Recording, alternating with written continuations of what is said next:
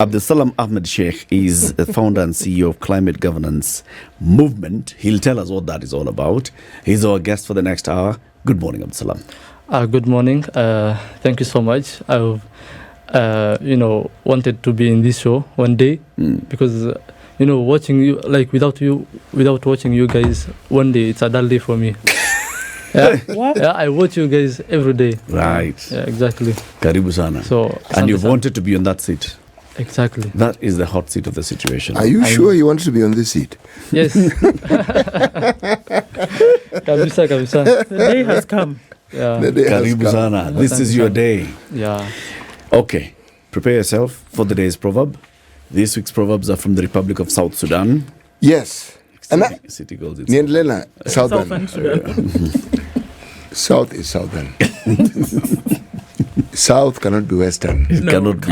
It is Southern. Okay. Sawa. South Africa is Southern Africa. And Southern Korea. Yes. Does anybody have any other question? All right, now. An animal with a long tail should not step over fire. An animal with a long tail should not step over fire. I'm a Gen Z. Let me just try to just... So we want that Gen Z Do Gen interpretation. Zs know fire? No animals with tails. Do Gen Zs know animals with tails? Okay. Ah, yeah. Bas, you qualify. Tell us. Pardon, please repeat. Let me That is very true. I will repeat. An animal with a long tail should not step over fire.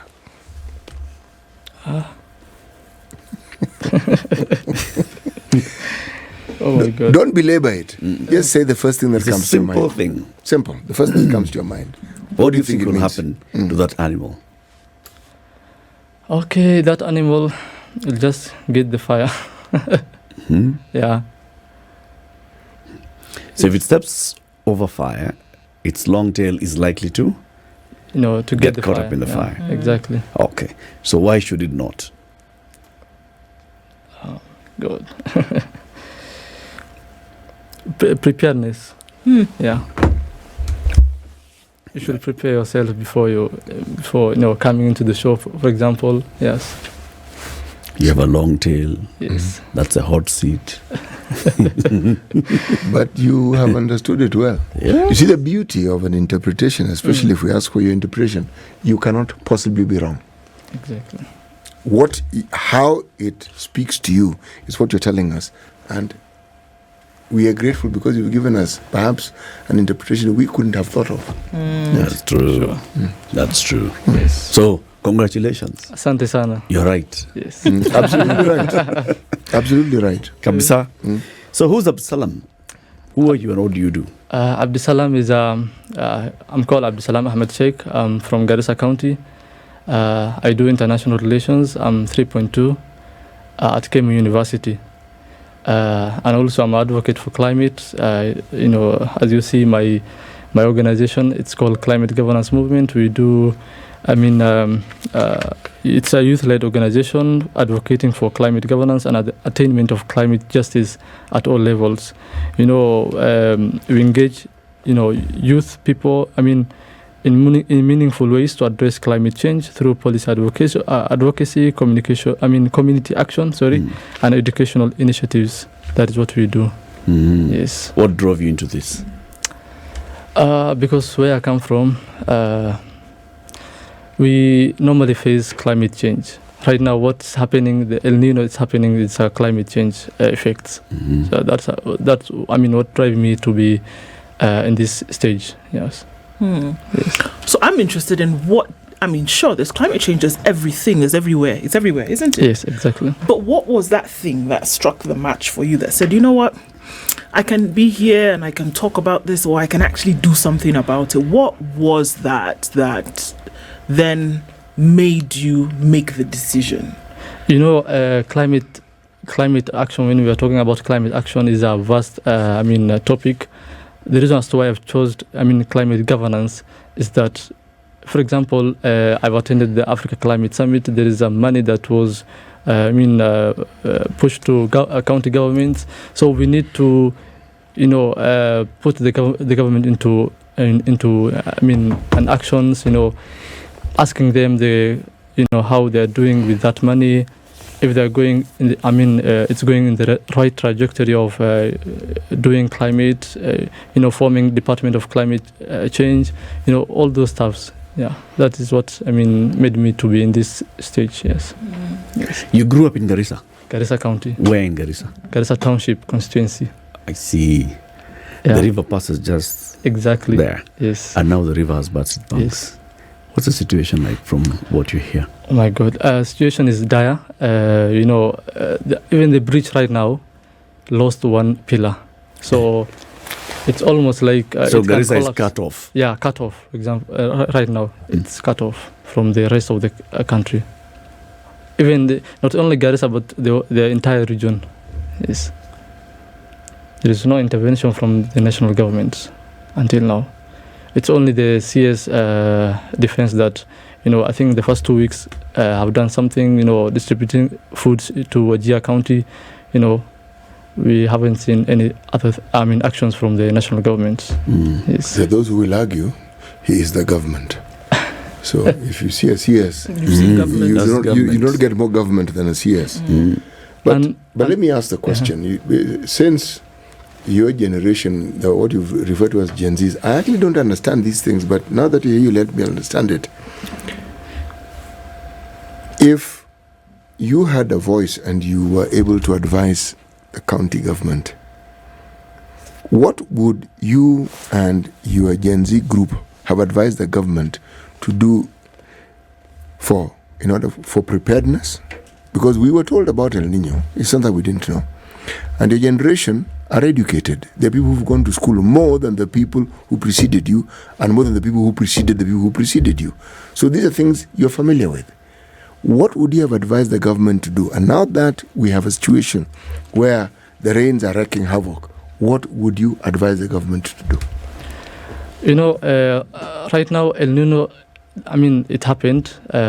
Water is everywhere, submerging, everywhere in the northern, region. But now what we need is the action. We don't need, to push the waters into sujui bla kufanya hiyo kitu ingine hapana. We need, the right actions. Like, this is a national government project. It shouldn't be a county government. I think that is the reason I'm asking you is these people live in a county. The county has a governor. Yes. The governor has a government. Yes. He has ministers. There are MCs. He has an assembly. When people are elected during peacetime, there isn't much for you to do. But when problems arise like now, you are still the leaders. The question I'm actually asking is, what would you like to see them do? Because it's not that they can't do anything. It's not that they're completely incapacitated, because county governments do get money. But it isn't the money for now that I'm talking about. That's why I prefaced it and said preparation, because we knew about it. Because this is not the only disaster. When you have a disaster like this occurring, rest assured others will come. The consequences of of these damages right now, the next level ni kukosa maji, Yes. Yes, normally long, prolonged periods of drought are followed by what we're seeing now. Exactly. And this will be also followed by another prolonged. Yes, exactly. Yeah. So if you are to advise, because your age group are the majority, you are more than everybody who's older than you. How would you advise the government of the county? Because county government is the people's, it doesn't get closer than that. You have MCAs, you have MPs, these are people you can talk to. What would you like to see them do? For example, most of the counties don't have department of that particular, for example, let's say disaster management. For disaster management and climate change, they don't have, most of the majority of them. So if they form that kind of, department, then facilitation will just go on and, curbing the problems of climate and this havoc that we are seeing, El Nino. It will be, it can be curbed, it can be stopped. Because there'll be a department that is charged with the duty of making sure that, like a finance, like a, the agriculture, education and all that. Yes. That is what I can advise. Yes. Should we be focusing our attention on the county government more than the national government, or the other way around? Yeah. Right now, as this disaster unfolds, it's with us here. And what we are seeing, remember, government was warned was cautioned that this is going to happen. And government is two levels of government. What action do you see that the county governments took? What action did the national government take? Where we are right now, who bears the bigger brunt?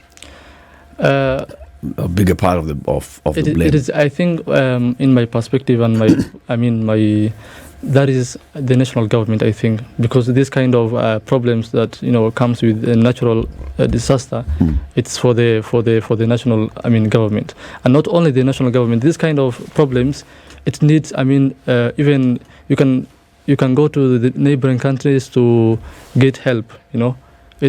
A country itself cannot curb this problem, and the bigger responsibility will lies to I think, in my perspective, that is national government. Yes, this kind of problems that is happening, El Nino and all the stuffs. It's interesting because I think we're also getting to the place where more and more young people, I know you prefaced with Gen Z, are getting involved with what government does, are interested in what government does. What do you think it would be necessary? Because here we're talking about people's lives being affected directly. It's not something that's over there. It is literally here. The river has burst its banks. People cannot go from point A to point B. It affects everybody. It doesn't matter whether you're a young child, a young adult, growing, doesn't matter. It affects everybody.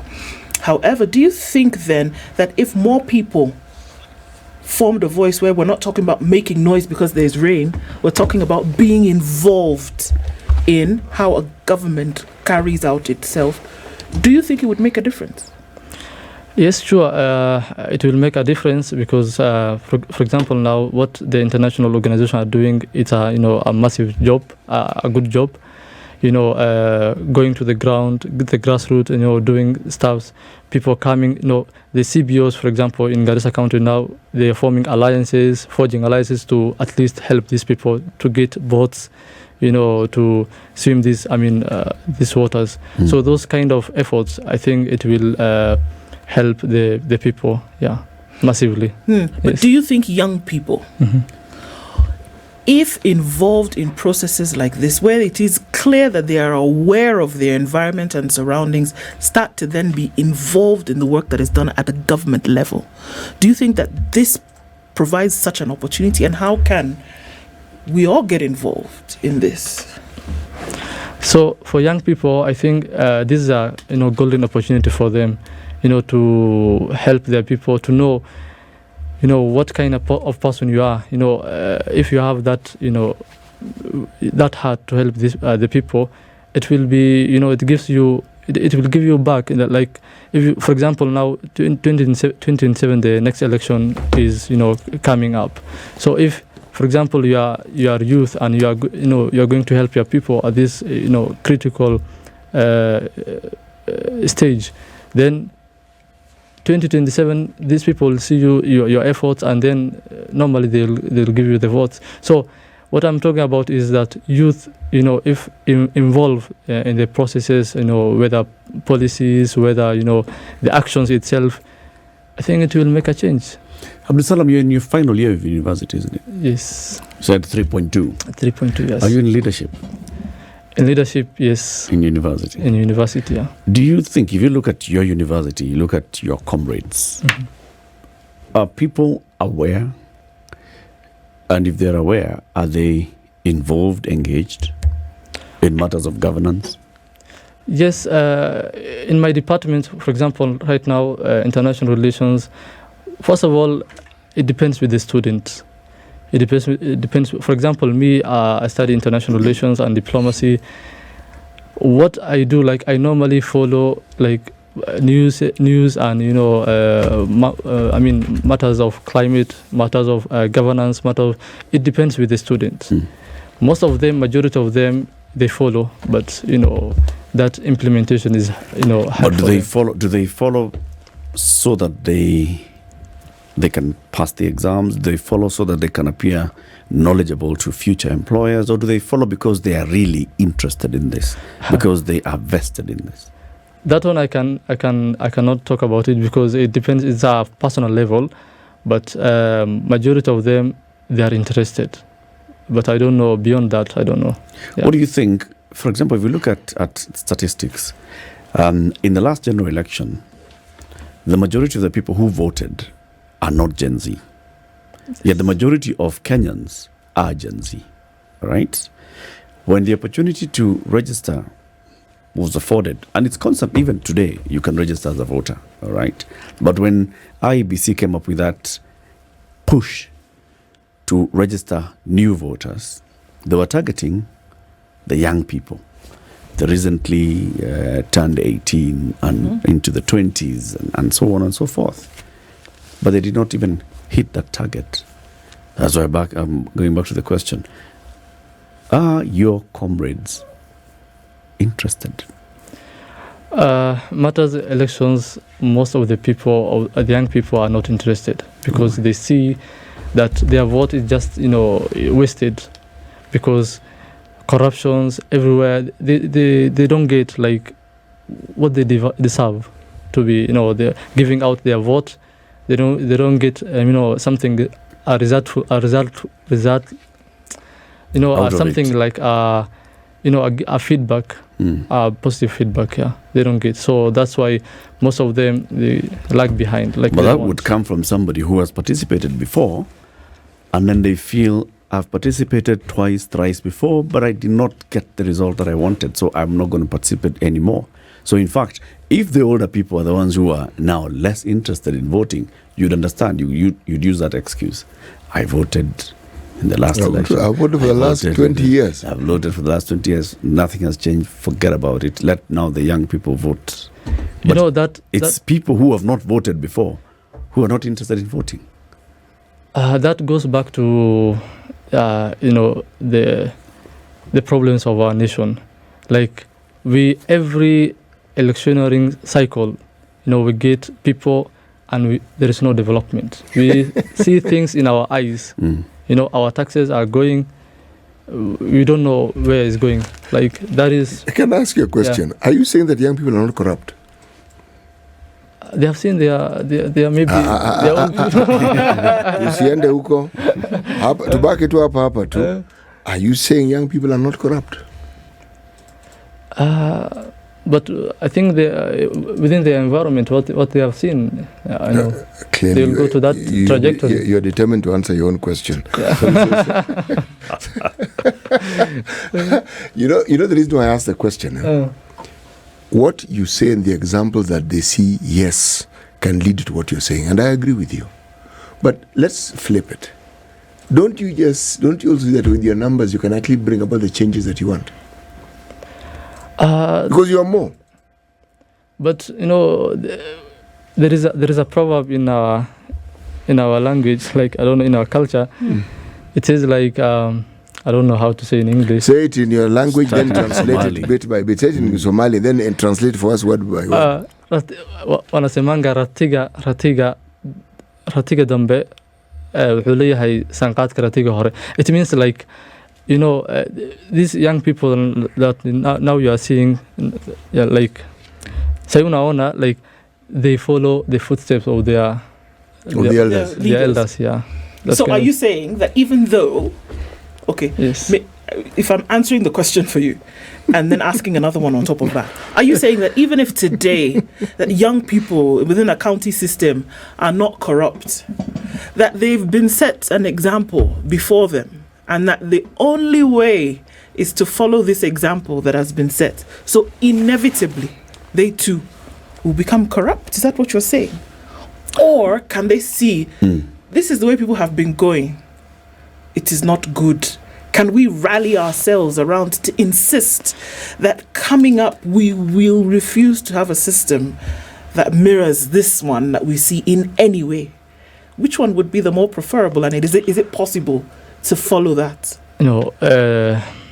In common sense, the last one is the most, preferable. Yes.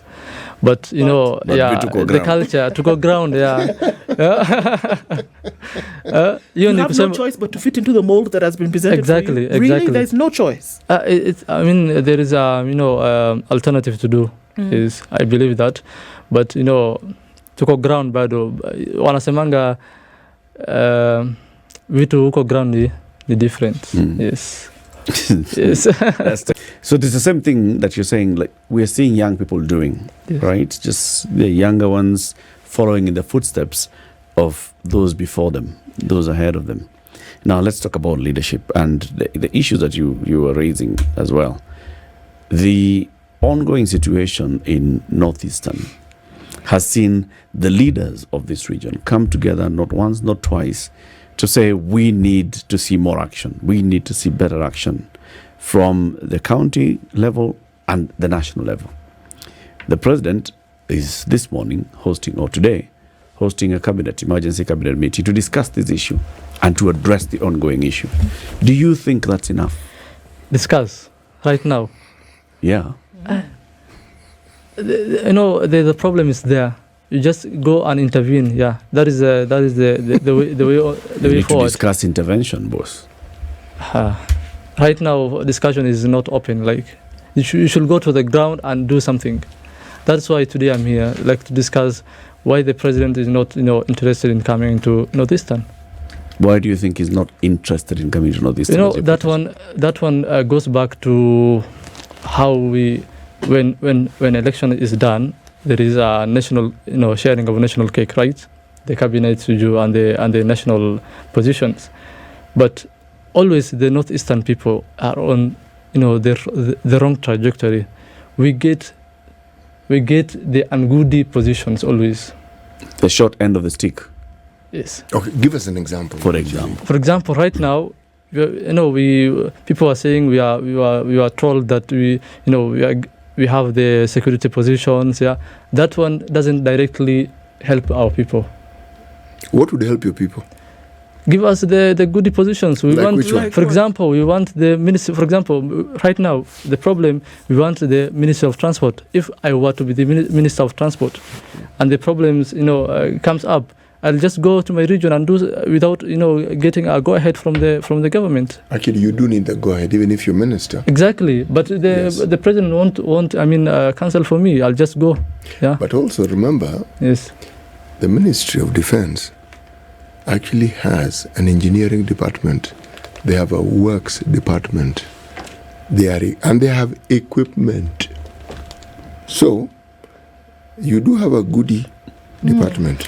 I hear you saying, though, that if, according to you, what these good positions are, that somebody would then use the position to then be able to ensure that development or certain things were sorted out in their area. Is that the feeling of a lot of people for government? That if you get into a position in government, what you should do with it first is to sort out Your home. in your area where you've come from. Is that your feeling? Is that how it should be according to you? Our minister or the CS, what we called, is a national position. Yeah, so Yes. national leader. Mm-hmm. It shouldn't be one region. Yeah, Mm-hmm. but there is the other question that I'm asking is why is that the CS of transport is not in the Northeastern right now? Is another Are question. you saying that the Northeastern has bigger infrastructure problems than any other region? Yes, development. Northeastern or just northern Kenya, that whole area? Northern. I mean the entire northern, but specifically the Northeastern, the three counties. Yes. You're talking about Garissa? Garissa, Wajir, Mandera. Why are you living They at only Moyale? have one. I mean, It's not a county. road. It's Yeah. not a county. Yes. Hmm? County. County? Yes. Moyale? See county. Is Marsabit. Marsabit is what I meant, not Moyale. No problem. The other Marsabit Moyale is is not yeah, in it's- Yes, I meant Marsabit, sorry. Mm. Forgive me. Mm. Yes. So, for example, now the three counties have one road. Even Garissa, when you go out, when you are at Madogashe, it ends that road. You can't reach. The rest is a rough road. Mm. Going to Wajir, going to Mandera, don't talk about it. So you're saying if Yeah. the CS for roads was from this region, let's say if the CS for roads was Somali, he would be feeling the pain of knowing, my people, the place that I know, people cannot cross. Absolutely. So he'd be more invested in this. Yes, absolutely. And invested in this. I believe. Yeah. Okay. Yes. So what would you like to do? I Because just- we'll have the same thing. Mhm.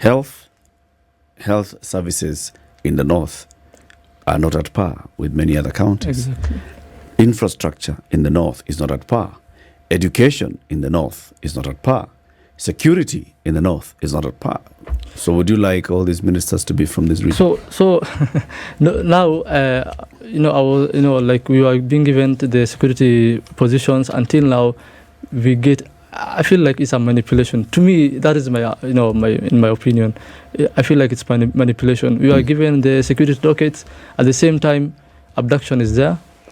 Extrajudicial is there. And you cannot talk about it because you are the security. So how will you talk about it? That is, for example, if now extrajudicial happens and the person was being killed, whatever happens, you go, the CS defense or any other security sector goes to, on the ground. How will you revive that person to be in life again? You cannot help that person. So that's why I'm telling we want the goody positions. Give us the agriculture. We have the arable lands. We will invest it. The people, the Somalis who are investing in Nairobi, will give them the hope that they go back to the Garissa County or maybe in the region. What happens to the individuals who've been elected and who are at a position of representation? Are they fully invested in making some of these happen? Because there's representation, there's agitation, there is insistence on certain things to happen. And constituencies, wards, they have development funds, they have all kinds of things that should happen. Because one would then ask, without the intervention, right, of somebody at a CS level, that there are certain processes that have already been set in place because there is representation at the very lowest level, the ward. What's happening there? And is there an understanding also that there's an element of governance that they're supposed to deliver? Is it happening? Or is it just stories? That one cuts across the entire country because the people elect. For example, for instance, like the people from Northeastern, the people they elect always are, I can call it dump without, contradicting myself.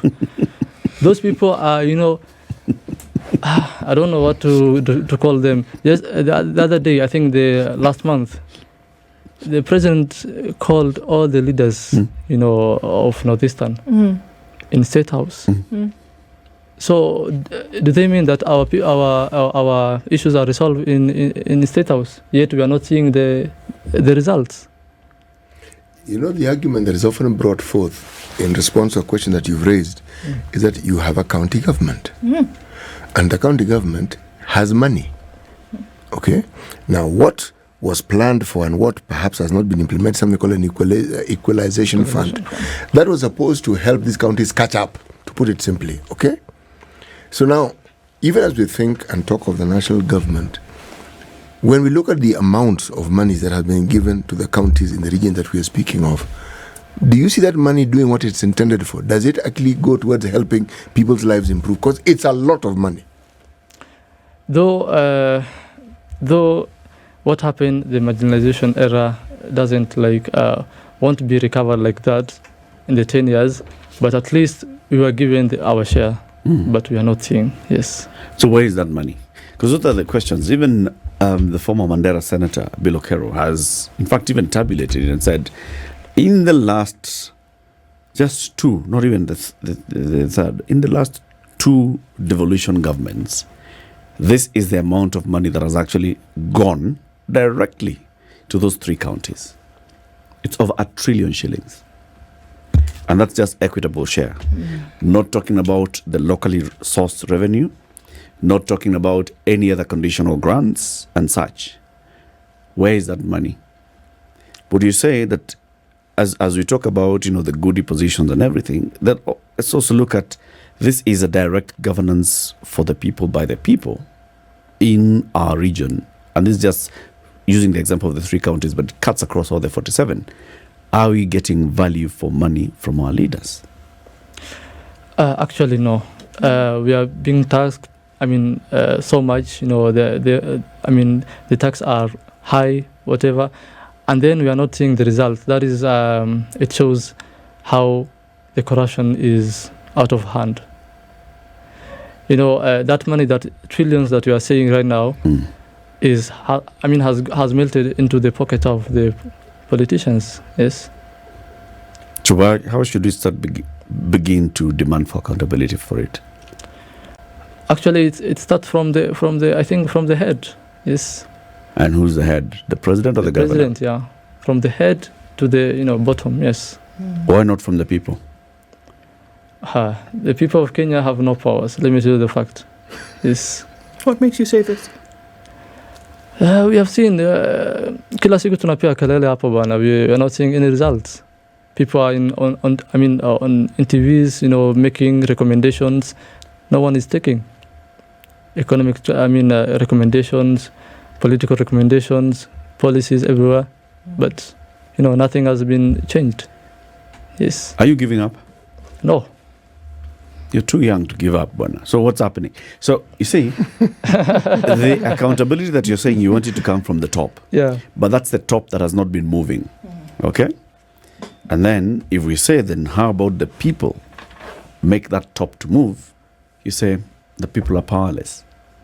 Are you admitting that then ikitu imeenda? No, I'm not admitting that one, but I'm trying to show you guys how situation is, on the ground. Yeah. So youth are suffering, the vulnerable people, women, everywhere. Job creation is low.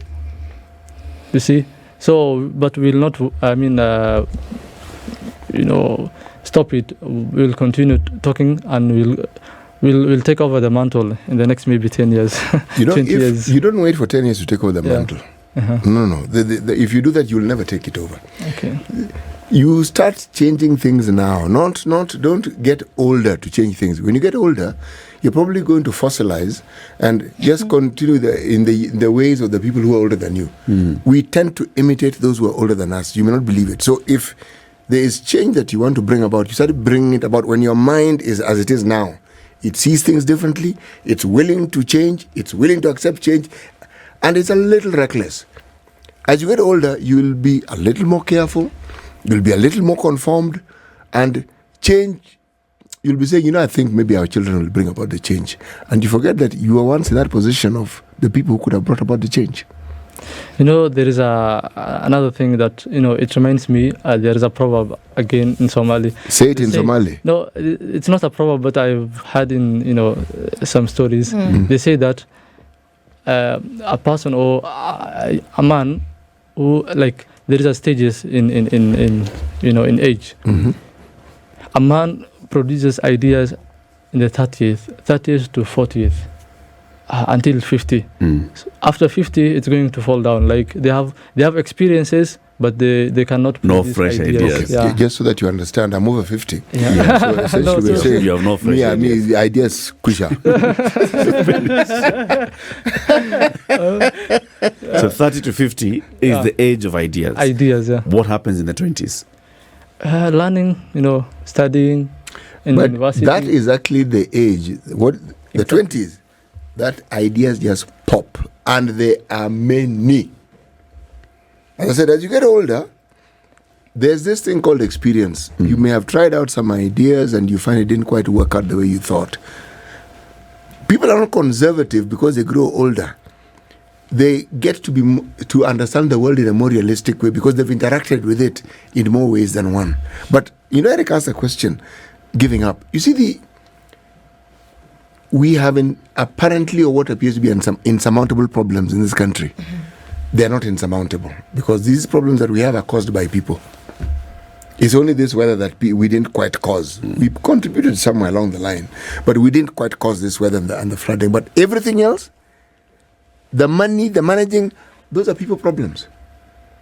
And if one doesn't learn or take the time to understand what it is that needs to be done, because that's how you resolve the problem, then you will most likely repeat exactly what you're seeing other people doing.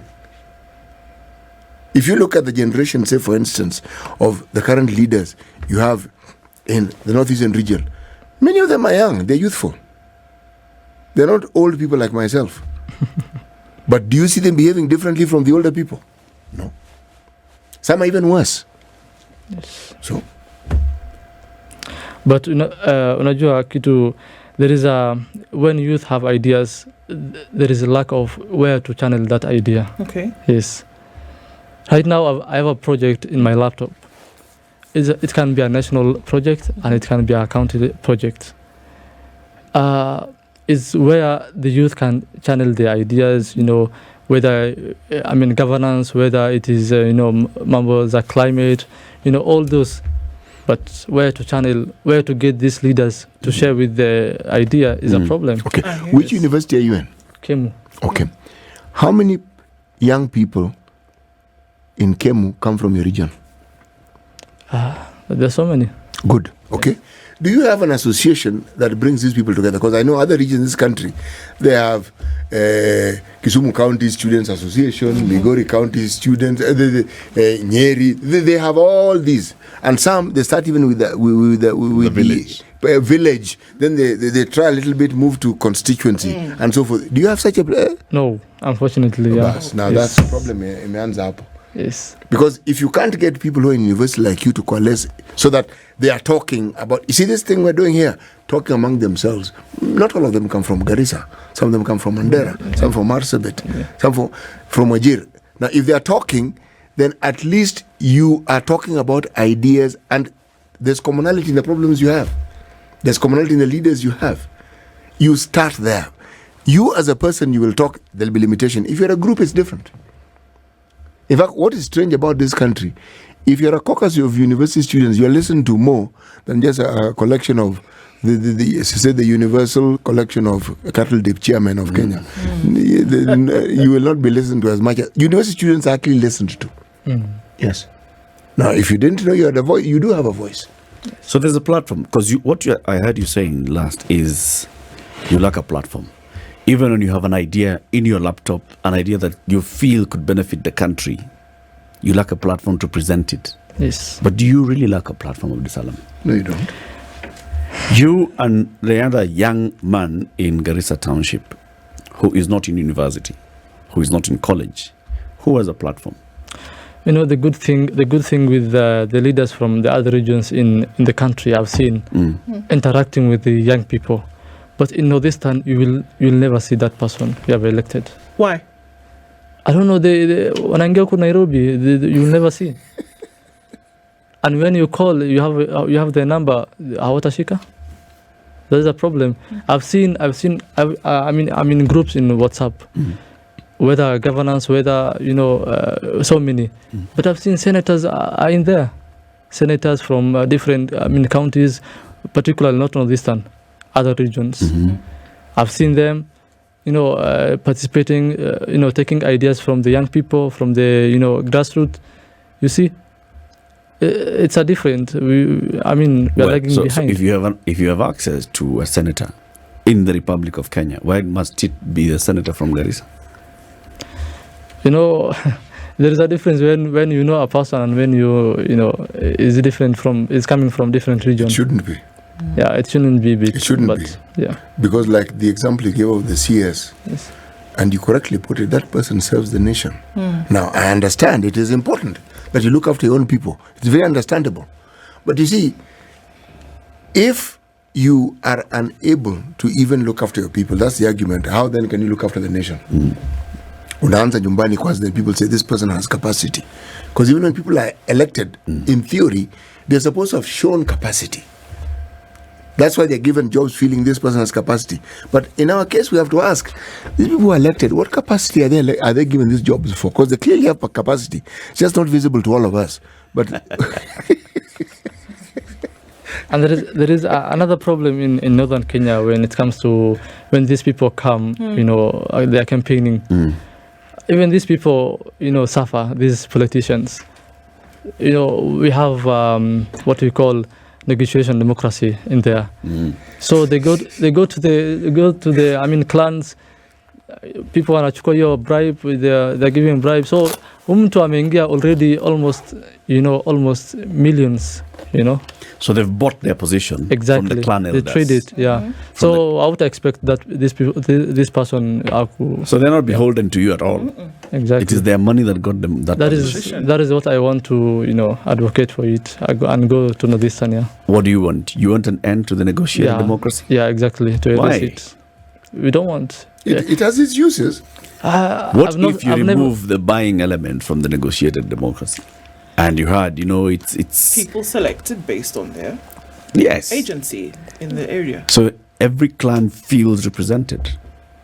Same thing you're saying. If you felt that the ministers were coming from your region, now can you imagine if you felt that at least the MP, the woman rep, the senator, the governor, the MCA, at least one of them is representing your clan, then you feel represented.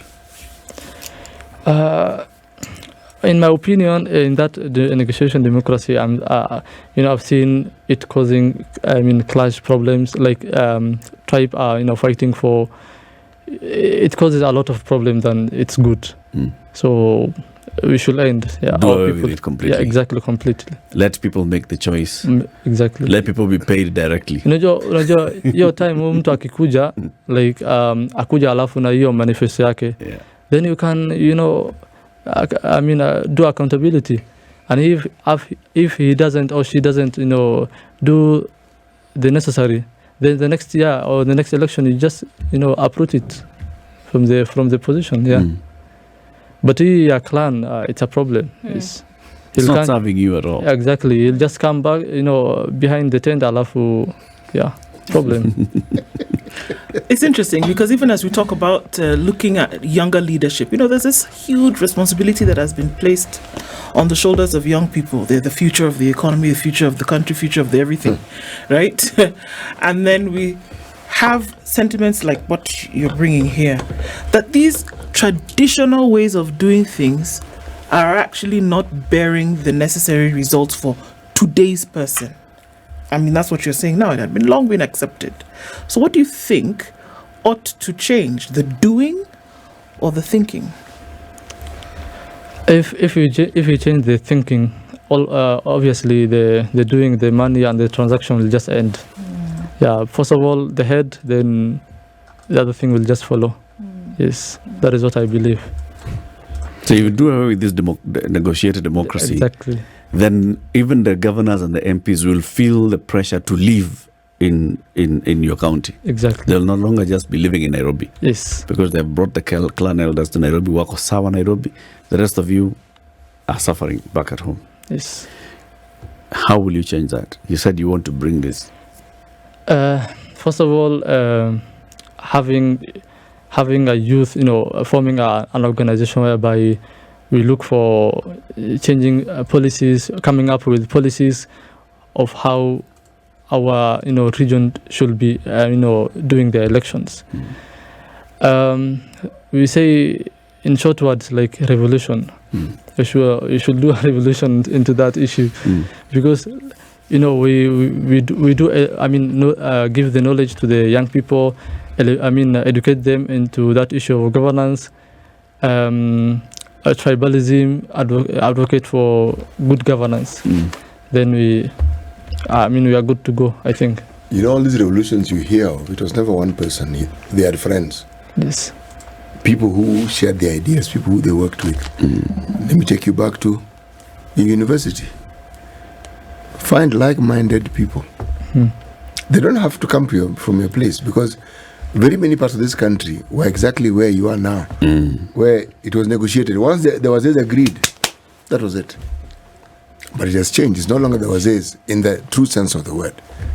So you live in a country where... Start a Kemu Pastoralists Student Association. At least that's wide enough, offer leadership at that point. Yes. But thank you for joining us today. Asante sana. How was it?